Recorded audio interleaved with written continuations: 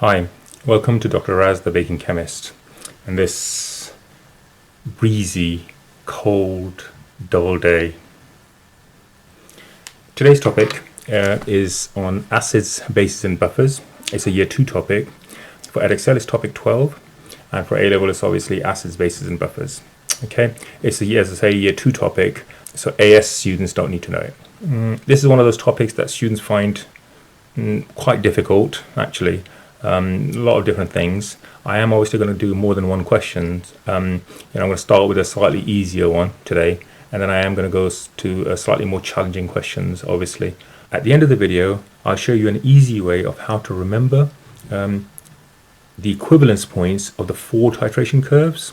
Okay, so wait till the end.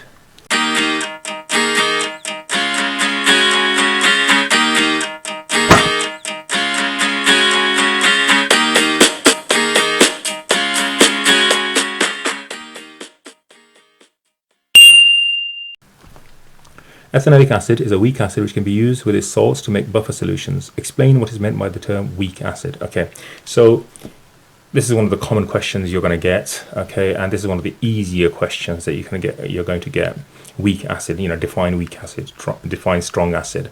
And you do need to know the difference between weak and dilute and strong and concentrated. If you don't know that, memorize it. The definition of a weak acid is any acid that partially dissociates. You can't say, doesn't dissociate. You've got to say partially dissociates. You can also say, few molecules dissociate. But what you can't say is not fully dissociated. Now you might think, hold on, not fully dissociated, partially dissociated, it's the same thing. Why is one allowed, partially dissociated, but not fully dissociated? Well, the difference is minute, but it's quite sort of important. So if I have 1,000 molecules, I'm not going to write it, but if I have 1,000 molecules and 999 of them dissociate, that's not fully dissociated, right?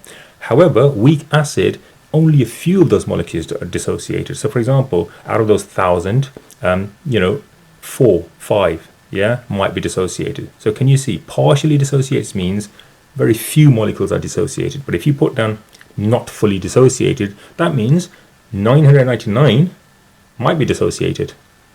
They're still not fully dissociated, are they? So can you see? So the weak acid, you've got to say partially dissociated. All right. So that's just one mark. Explain what is meant by the term buffer solution. Now here's another one, right? Easy, so it's 2 marks. So easy question to answer if you know the definitions. So a buffer solution is a solution that resists pH change with the small addition of acid or alkali. Now you can't say, it keeps pH constant. No, because the pH does change, but it resists it. It changes it by a very small amount. So you've got to use the word resists pH change. And secondly, it only does that if you add small amounts of acid or alkali, right? Even in a buffer solution, if you add about a liter of the stuff, huge amounts, tons of it, the acid or alkali, it will change pH. So a buffer solution resists pH change with the addition of small acid or alkali. Okay. Again, it's one of those things that terminology does matter, as you'll find in chemistry. Terminology does matter. Okay. So pay attention to that. Okay. Let's continue. So an aqueous solution. So this is one of those questions where they're going to ask you to draw a graph. An aqueous solution of ethanoic acid of concentration 1 molar has a pH of 2.8. pH of 2.8, that would be important. You'll see in a minute why. And this is obviously ethanoic acid. Okay, concentration 1 molar. Sketch with care how the pH changes with care. How the pH changes during the titration of 25 centimeters cubed 1 molar aqueous ethanoic acid with aqueous sodium hydroxide of the same concentration. That's also important. Okay, so the question is how you approach this question. Well, look, the first thing I'm doing is, when I'm looking at it, is let me just show you here. Let me just show you here. So what is in the flask and what is in the burette? That's the first thing you need to find out. Well, it says pH changes during the titration of with aqueous sodium hydroxide. So you're titrating, so acid is in here. yeah, and sodium hydroxide is in here.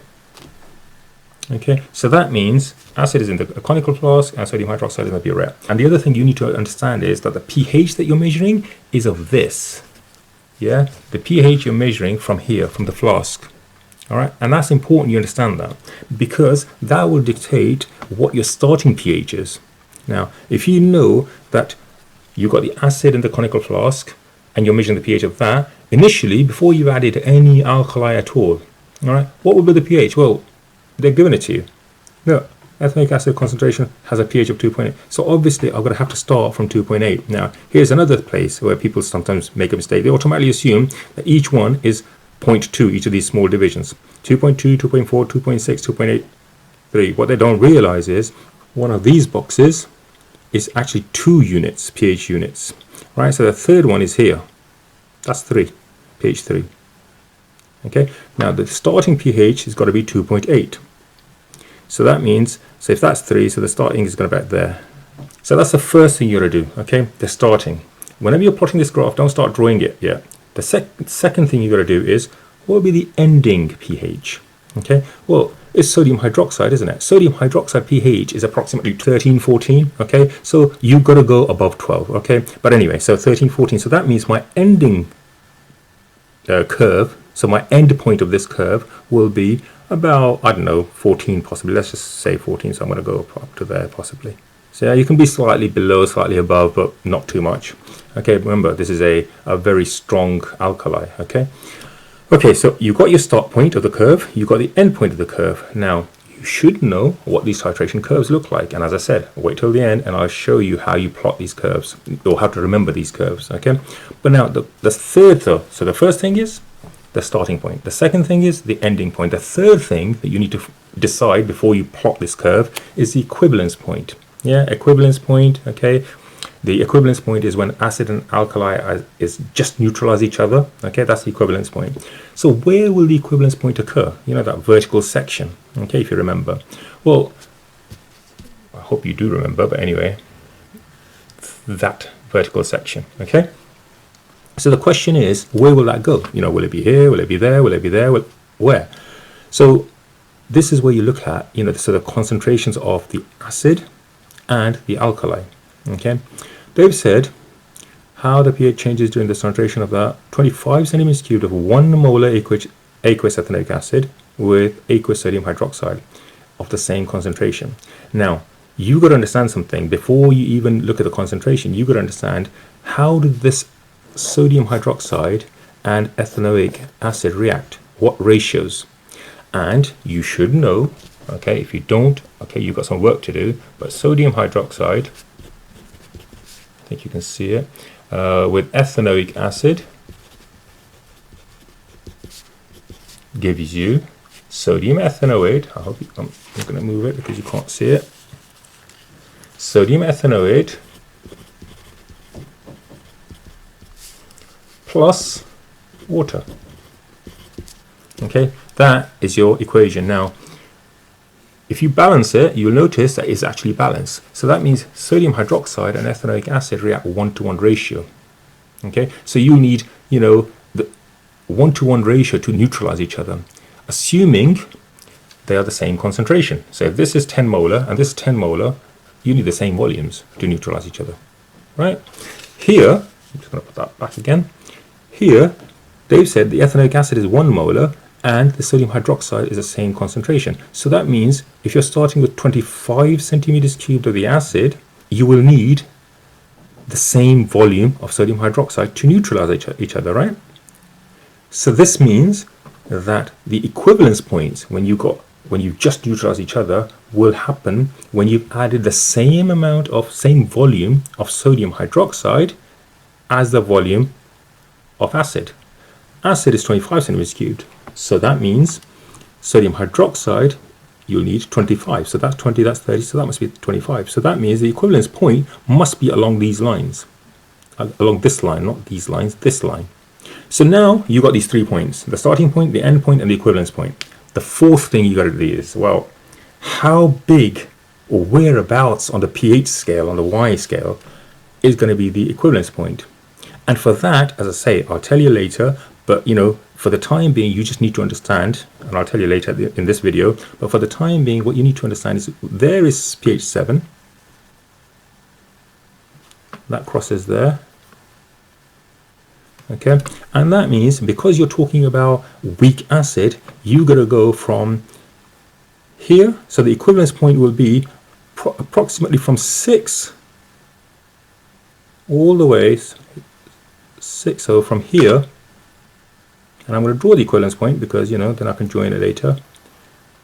So that's 6, 7, 8, 9, 10. And then 11, and then you start straightening it. Okay, so the equivalence point has to be from 7 till 10. That has to be the straight vertical section. Okay, now let me just okay, so now I can start drawing the curve. But before I do this, there's one other thing you need to remember. Whenever you're adding a weak acid, okay, to a strong alkali, the initial volume of alkali that you've added is a steep rise. So there's a weird start to this curve. Let me explain what that weird is. So let me actually draw it. Okay, so it goes up immediately very fast, and then it slows down. Okay, and then of course it goes up, and then when it comes, when it starts flattening out again, it's a small. So then you start going, what I'm doing is I'm trying to go to the 13, okay? As I say,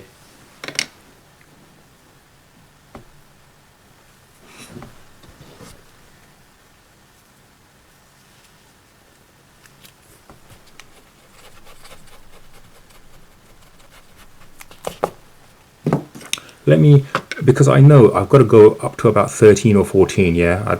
So I can't go too lower, so I'm going to have to redraw this, yeah? So it's got to be almost, that's about 13, isn't it? Yeah, that's fine. That's about 13. Okay. The reason why I rubbed it out and redrew it is because I was finding that I was going too steep up to 14. Okay, so I had to redraw it because remember, this has to be almost constant and this has to be almost constant. Okay. The marks, even though I said it's going to go up to there, but remember what I said, yeah? So pH 13, 14, yeah, but not low, not too much, not too lower than that, yeah? So this comes to about 13 anyway, so that's fine. Now I'm going to rub that off just to make sure it's all neat and tidy. I'm going to rub that off. I don't need to. I don't think I'm going to lose marks because of that. But anyway, what I probably I don't want to do is I don't want this double peak. So here you go. There you go. Okay, I don't want like 2 lines on it, yeah, it's just not nice, and of course that is confusing the examiner. All right, there you go. I'll talk about that in a minute but just briefly what that means is this shows you that the buffer is being formed, okay, but I'm sure there's another question, follow-up question which is going to ask you about it. Okay, so that is your sort of pH curve. All right, so remember starting point, end point, and the vertical section at what volume. As soon as you found that out, and then how tall this vertical section is, the equivalence point, I'll show you later. Okay, I'll talk about it later.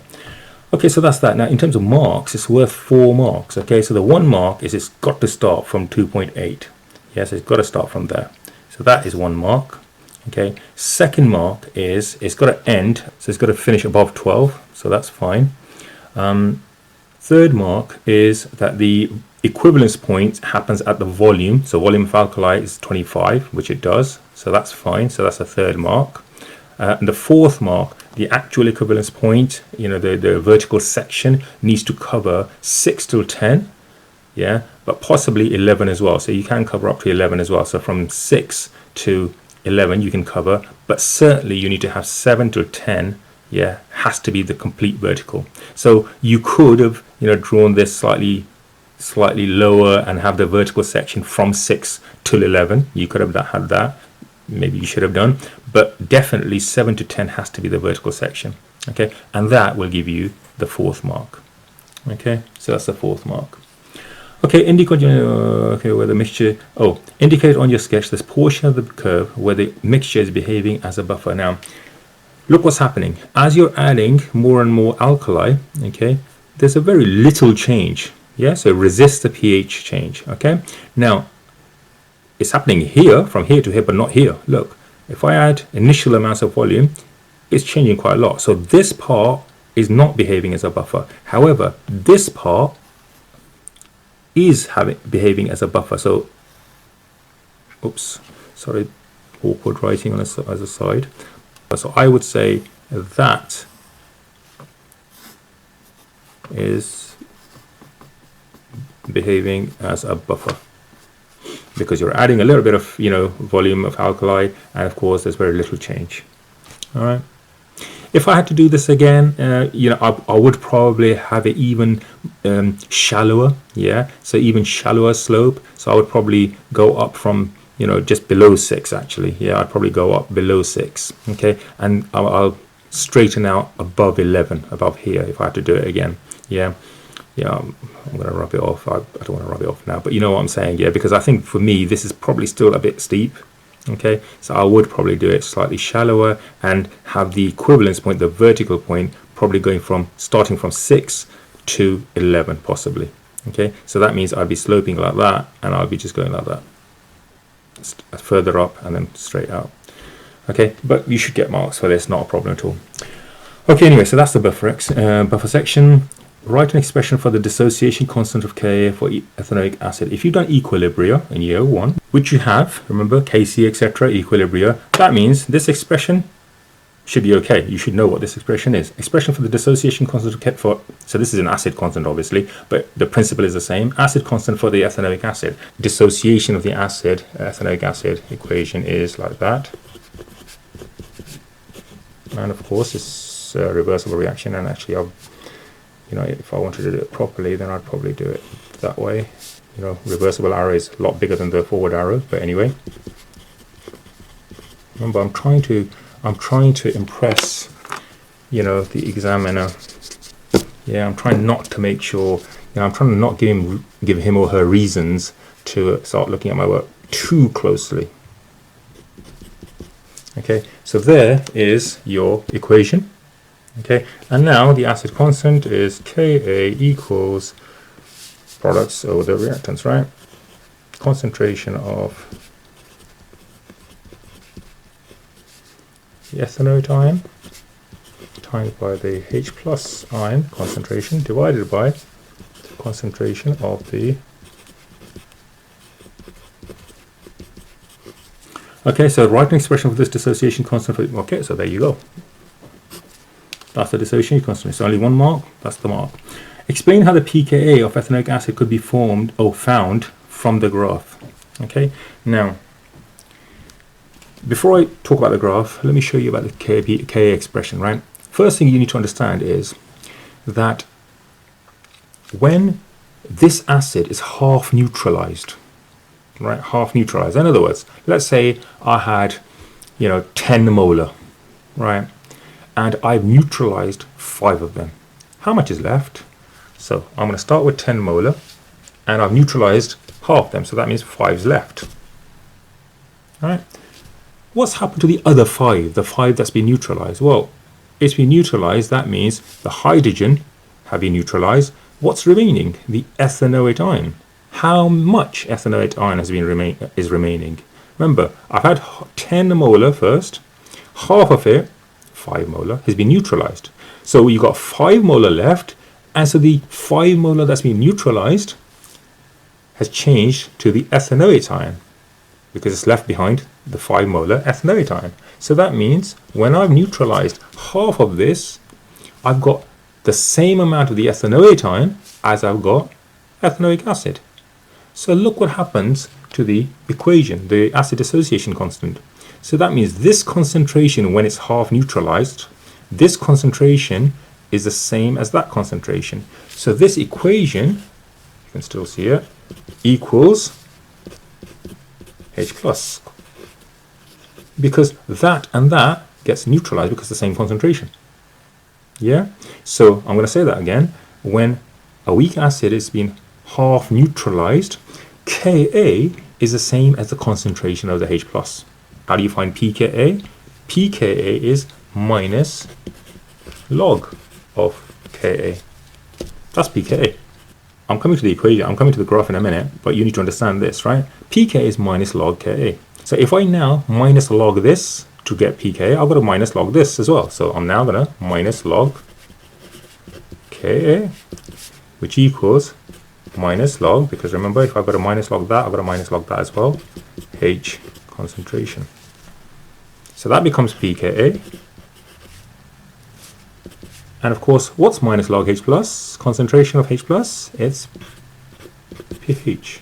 So that means pK equals pH when what? When it's half neutralized, when the acid is half neutralized. Now, let's come to the question, because I've not come to the question yet. This is just my background information that I need to know to be able to answer this question. Okay, so when is this acid half neutralized? Well, I know that when you add 25 centimeters cubed of the alkali, it's completely neutralized. The acid is completely neutralized. So when is it half neutralized? Well, when you've added half the volume of sodium hydroxide.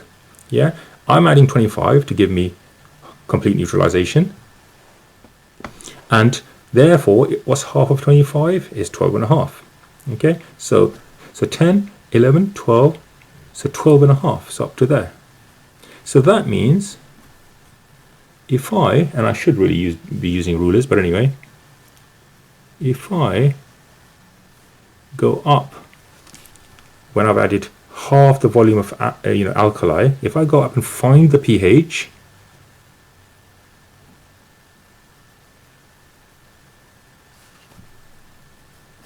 and that looks like it's a 5 pH. Yeah, so that means at that pH, when it's half neutralized, or whatever the pH is, that's pK. Rewind this video and go through it again, yeah, if you don't understand. So that is pKa. So explain how the pKa of the ethanoic acid could be found from the graph. Okay, so you got to say, so that, sorry, is pK. So the pKa is 5. Now, they're not asking you to find pKa, they're asking you to explain how you get it. And so the explanation is when the acid is half neutralized, which occurs at 12.5 centimeters cubed, the pH at that point is the pKa, because pH equals pKa when this, so acid concentration is equal to the, or same as the, equal to the, sorry, that's the ethanoic ion, is the same as the acid. Could have had it either way, it doesn't matter. So the answer to that question for 2 marks is pH equals pK at half equivalence point. Okay, or pK equals the pH at half equivalence point, which is at 12.5 centimeters cubed. Okay, so that's 1 mark, and the second mark is because pH equals pKa, because at half equivalence point, yeah, you have the same amount of ethanoic ions as the ethanoic acid. Okay, and that's it, it's 2 marks. Okay, you didn't need to put all of that. Okay, now the last thing I promise I'm going to show you, all right, is this 4 titration curves, right? 4 titration curves. Right, I hope you can just about see it. I can't really move things too much, but anyway, I hope you can see this. Yeah, this is from a book, you can get it from anywhere. I didn't want to have to draw it. But look, there are 4 scenarios, these titration curves that you need to know, 4 different ones, yeah? One is strong acid, strong base, the other one is strong acid, weak base, third one, weak acid, weak base, and fourth one, weak acid, strong base. So the question I'm trying to answer here is, how do you know how big, how tall the equivalence point is? Yeah, how tall is it? I think it works, my method, but let's see. It seems to work. Always start from 7, okay? When you're adding strong acid with strong base, okay, you know that would be the biggest equivalence point, okay? I'm not talking about the volume, what volume it'll occur at, yeah, because that depends on the concentration. I'm talking about how tall should this section be, all right? So, how tall? Start from 7. If it's a strong acid, strong base, then the equivalence point needs to go 3 units up, pH units up, and 3 pH units down. So 7, 8, 9, 10 at least, and then after 10 you start leveling it out, and then 3 units down as well, 7, 6, 5, and 4, and then after 4 you start leveling it off. Yeah, so 3 units above, After that, you start leveling 3 units before with a strong acid, strong base. Okay. With strong acid and weak base, how tall should it be? Well, again, start from 7. Because this is a weak base, okay, and strong acid, so obviously the equivalence point has to be towards the acidic pH, right? How far down? Start from 7, and it goes down by 3 units, okay? So 7, 6, 5, and 4. And then after 4, yeah, you start leveling off. So 3 units below 7. Weak acid, weak base, well, there's no 3 units. It's just a inflection, what they call inflection point, yeah. So it's literally, so if it's 7, it's just 1 unit above, not even that, and less than 1 unit below, right? Okay, but weak acid and strong base, so that means strong base, so that means it'll have to have a bigger sort of equivalence point with higher pHs. And so what's going to happen? Hope you can see it.